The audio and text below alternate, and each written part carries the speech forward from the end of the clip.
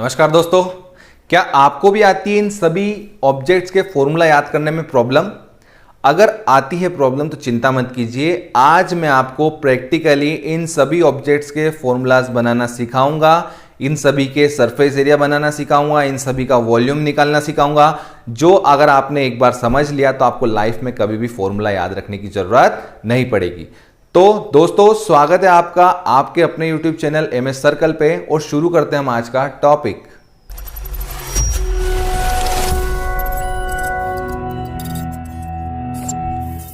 तो दोस्तों, आज का पहला ऑब्जेक्ट है आपका क्यूब, जो कि दिखाई देता है कुछ इस तरीके से। ठीक है, तो ये क्यूब है जिसमें कितनी आपकी एजेस होती है, ये कहलाती है इसकी एजेस और ये कहलाती है इसकी सरफेस। ठीक है, तो आप पूरा काउंट करेंगे, टोटल इसमें 12 एजेस होती हैं और 6 सरफेस होती है। ये आगे पीछे, वैसे ही नीचे ऊपर, आपके लेफ्ट में और आपके ही राइट में। तो ऐसी टोटल कितनी हो गई? 6 सरफेस। इसकी खासियत ये है कि एक स्क्वायर सरफेस होती है और सारी सरफेस क्या होती है? सेम होती है, क्योंकि इसकी सारी एजेस भी क्या होती है? सेम। इस वजह से सारी जो इतनी भी सरफेस है, 6 सरफेस, वो सभी सेम होती है। तो जितना एक का एरिया होगा उतना ही सारी 6 सरफेस का एरिया हो जाता है। तो इसी तरीके से इसका एरिया बन जाता है। देखिए, इसका जब हम टोटल सरफेस एरिया की बात करेंगे तो टोटल जितनी भी सरफेस है उन सभी का एरिया, तो टोटल कितनी सरफेस है? 6 सरफेस। तो सारी सरफेस सेम होती है, तो 6 सरफेस इंटू एक सरफेस का एरिया। एक सरफेस कितनी है? कोई भी एक मान लो, ये एक सरफेस मान ली मैंने आगे वाली, स्क्वायर है, स्क्वायर में साइड इंटू साइड, ये साइड ए मान ली, इस साइड को भी ए मान लिया, तो साइड इंटू साइड ए स्क्वायर हो गया। तो टोटल जो टोटल सरफेस एरिया बनता है वो बन जाता है इसका 6a स्क्वायर। अब हम बात करेंगे इसके लेटरल सरफेस एरिया की। तो लेटरल सरफेस एरिया का निकालने से पहले हम समझते हैं लेटरल सरफेस एरिया का मतलब क्या होता है। जब भी आप किसी ऑब्जेक्ट में उसके टॉप की सरफेस और बॉटम की सरफेस को छोड़ देते हो तो जितने भी बची हुई सरफेस है उसका जो एरिया है वो कहलाता है आपका लेटरल सरफेस एरिया। अगर ये एरिया आपका ऐसा घुमावदार है, ऐसा कर्व में है, तो इसे हम बोल देते हैं कर्व्ड सरफेस एरिया। तो वहां LSA की जगह CSA लिख दोगे आप, C for curved surface area. ठीक है, तो हम देख रहे हैं यहाँ पे ऊपर की और नीचे की बॉटम छोड़ दी, मतलब कि दो टॉप बॉटम की सरफेस छोड़ी, तो कितनी सरफेस बची? 4 सरफेस। तो 4 सरफेस का एरिया बन गया आपका 4a स्क्वायर, क्योंकि हर एक सरफेस का एरिया यहाँ पे a स्क्वायर है, तो 4 टाइम्स एक ही टाइप की सरफेस का एरिया। अब वॉल्यूम की बात करते हैं। इसके वॉल्यूम की बात करें तो वॉल्यूम क्या है? किसी खाली जगह में जो अमाउंट ऑफ आप कुछ एयर फिल करना चाह रहे हो या वाटर फिल करना चाह रहे हो, तो जितने भी फ्री स्पेस में वो उस अमाउंट ऑफ स्पेस को कंटेन कर रही है वो आपका वॉल्यूम बन जाता है। तो अगर हमने कोई यहाँ पे पाइप लगाया, पाइप से हम यहाँ पे पानी डाल रहे हैं, तो ये पानी से सरफेस क्या हो रही है? फिल हो रही है। ऐसे करते करते पूरा ये क्या हो जाएगा? आपका कंटेनर जो भी है ये फिल हो जाएगा। तो आप देखेंगे कि नीचे की जो सरफेस है उस सरफेस में वाटर की लेयर बनेगी, तो वो लेयर धीरे धीरे बढ़ते इसके टॉप तक आ जाती है। तो वो हर एक लेयर किस फॉर्म में रह जाती है? तो वो होती है इसके जो भी बॉटम का जो एरिया है उसके फॉर्म में क्या होती है? वो लेयर बन के ऊपर जाती है। तो वो कहां तक जाती है? जितनी इसकी हाइट होती है वहां तक जाती है। तो बॉटम की सरफेस का एरिया कैसा हुआ? a स्क्वायर हुआ। ये कितने टाइम्स ऊपर गई? जितनी इसकी हाइट है उतने टाइम्स, हाइट a है तो a टाइम्स ऊपर गया ये लेयर। तो टोटल जो इसका वॉल्यूम बन गया वो बन गया a क्यूब। ठीक है, वैसे ही जो दूसरा आपका ऑब्जेक्ट है वो है आपका क्यूबॉइड। तो आइए क्यूबॉइड को हम समझते हैं।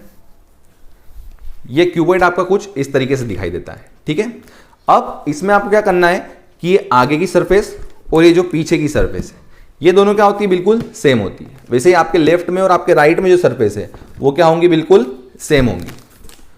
फिर टॉप में जो सरफेस थी है और जो बॉटम की सरफेस है ये दोनों भी क्या होंगी? सेम होंगी। तो टोटल यहाँ पे 3 डिफरेंट टाइप की सरफेस होती है और वो अपोजिट, जो आमने सामने एक दूसरे के, ये आगे वाली और पीछे वाली, आपके लेफ्ट में और आपके राइट में जो है वो, और टॉप में और जो बॉटम में जो, ये क्या होंगी? सेम होंगी। अब ये सरफेस होती कैसी है? तो ये होती है रेक्टेंगल के फॉर्म में। किस फॉर्म में होती है? रेक्टेंगल के फॉर्म में।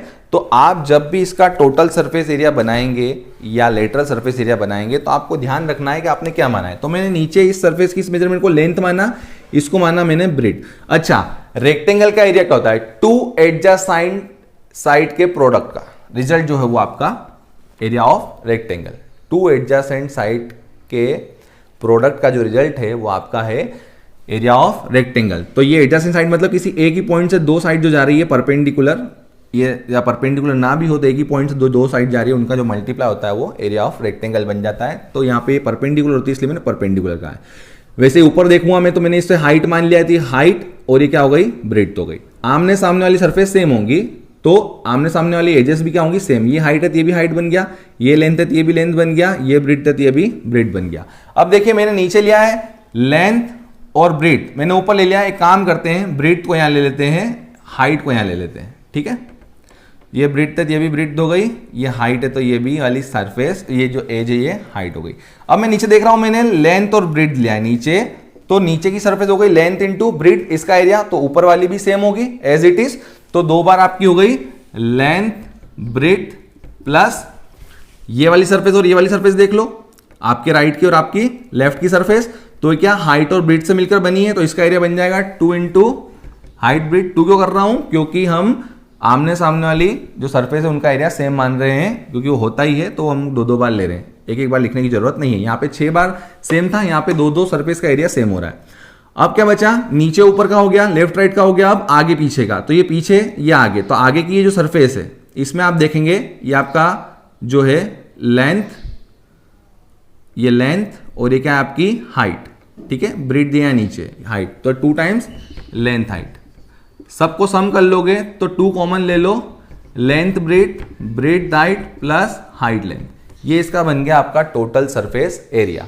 जब लेटरल सरफेस की बात करोगे तो ऊपर नीचे की आपको सरफेस को छोड़ना है, तो ऊपर नीचे वाली कौन सी, अपनी लेंथ और ब्रेड्थ वाली, तो 2 बार जो लेंथ ब्रेड्थ है इसको छोड़ दो, बची हुई 2 और 2 4 सरफेस का एरिया को सम कर दो, तो 2 height breadth plus 2 length height. Common ले लो, 2 कॉमन आ रहा है, हाइट का h कॉमन आ रहा है, यहां से l कॉमन, प्लस का साइन है, ऊपर से b कॉमन, तो ये इसका लेटरल सरफेस एरिया का फॉर्मूला बन जाता है। अब इसके हम वॉल्यूम की बात करेंगे, तो ये फिर से लगाओ नली पानी की, ये पानी भरना शुरू करा, नीचे की जो लेयर है ऊपर आएगी h हाइट तक, तो नीचे की लेयर का एरिया क्या बन रहा है, लेंथ इंटू ब्रेड्थ, और जब हाइट तक जाएगी तो length into breadth into height result बन गया इसका, ठीक है। तो इसका वॉल्यूम बनता है length into breadth into height. अब हम बात कर रहे हैं किसकी, अब हम बात कर रहे हैं राइट सर्कुलर सिलेंडर की। तो देखिए राइट सर्कुलर सिलेंडर को समझाने के लिए मैं आपको एक ये रेक्टेंगुलर शीट लेके दिखाता हूं।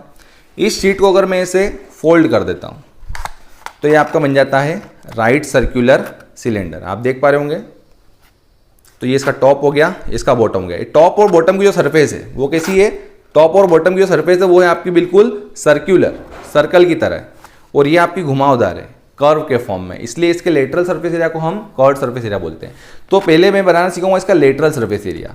तो लेटरल सरफेस एरिया क्या, ये जो वॉल है इसकी, इसका एरिया, तो आप देखेंगे कि ऊपर की जो बाउंड्री दिख रही है, बीच में तो कुछ नहीं खाली है, तो ये बाउंड्री दिख रही है। अब इस बाउंड्री को अगर मान लो मैं खींच दूं नीचे तक तो ये पूरी सरफेस बन जाती है। अभी आपको क्या दिख रही है, सिर्फ बाउंड्री दिख रही है, ये गोल गोल आपको बाउंड्री दिख रही है। इस बाउंड्री को अगर मैं खींच दूं तो एक ये ऐसे सिलेंडर के फॉर्म में आ जाती है। तो मैंने इस बाउंड्री को कितने टाइम खींचा, मैंने इसको h डिस्टेंस तक खींचा। ये बाउंड्री कैसी है, सर्कुलर है। सर्कल की बाउंड्री क्या होती है, 2πr। सर्कल की बाउंड्री होती है 2πr। इस 2πr बाउंड्री को मैंने h डिस्टेंस तक खींचा, तो इसका जो रिजल्ट बना 2πr h। मैंने 2πr को h हाइट तक या h लेंथ तक खींचा, तो क्या बन गया, एक मेरा कर्व्ड सरफेस एरिया बन गया सिलेंडर का। अब इसका टोटल सरफेस एरिया की बात करें तो एक तो इसकी जो वॉल है ये लेटरल सरफेस एरिया 2πrh, इसमें अगर आप प्लस कर दो इसके टॉप और बॉटम का सरफेस एरिया, टॉप का सरफेस एरिया, बॉटम का सरफेस एरिया, सर्कल है, एरिया क्या होता है πr², एक और एक 2 बार। कॉमन ले लो, 2 कॉमन आ रहा है, पाई कॉमन आ रहा है, एक आर यहां पे, एक आर यहां पे, बाहर निकाला, क्या बचा, यहां से बचा एक आर, यहां से बचा h, बीच में प्लस था, तो 2πr r प्लस h बन जाता है इसका टोटल सरफेस एरिया। अभी निकालना इसका वॉल्यूम। लगाओ नली पानी की, ये नली लगाई, ये पानी भर रहा है ऊपर। अब जो लेयर बन रही है वो कैसी बन रही है, सर्कुलर, तो सर्कल का एरिया क्या है πr²। अब कहां तक जाएगा, h हाइट तक, तो h का मल्टीप्लाई कर दो, ये बन गया इसका वॉल्यूम। तो आपको अलग से कुछ भी जरूरत नहीं याद रखने की। आप देखिए ऑब्जेक्ट कैसा, उसकी प्रॉपर्टी कैसी है, और आपका क्या बन जाएगा, एरिया बन जाएगा, वॉल्यूम बन जाएगा।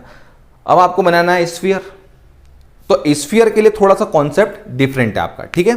स्फीयर में आप देखोगे जो टेनिस की बॉल है आपकी, जो आपकी फुटबॉल है, तो वो सब क्या है आपकी स्फीयर है, ठीक है। आप उसमें देखोगे एक फुटबॉल को इमेजिन करो अभी, तो फुटबॉल को जब इमेजिन करोगे तो आपको उसमें टॉप बॉटम कुछ नहीं दिखता। आप जैसे उसको रख दोगे टॉप बन जाता है, वो बॉटम बन जाता है, तो उसमें टॉप बॉटम कुछ नहीं होता है।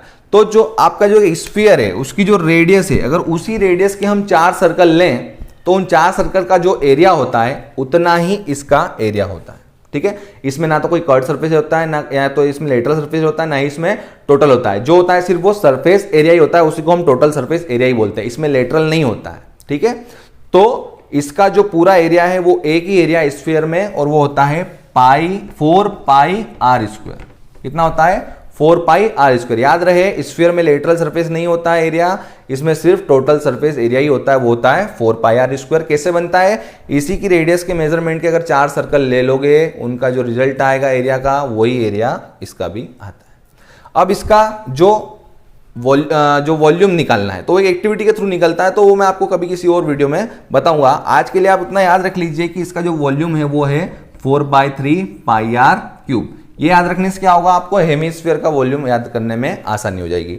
अब हेमिस्फीयर क्या होता है? इस स्फीयर को अगर आप बीच में से कट कर दोगे, बिल्कुल बीचों बीच से कट करोगे, तो इसे 2 टुकड़ों में डिवाइड हो जाता है, ठीक है।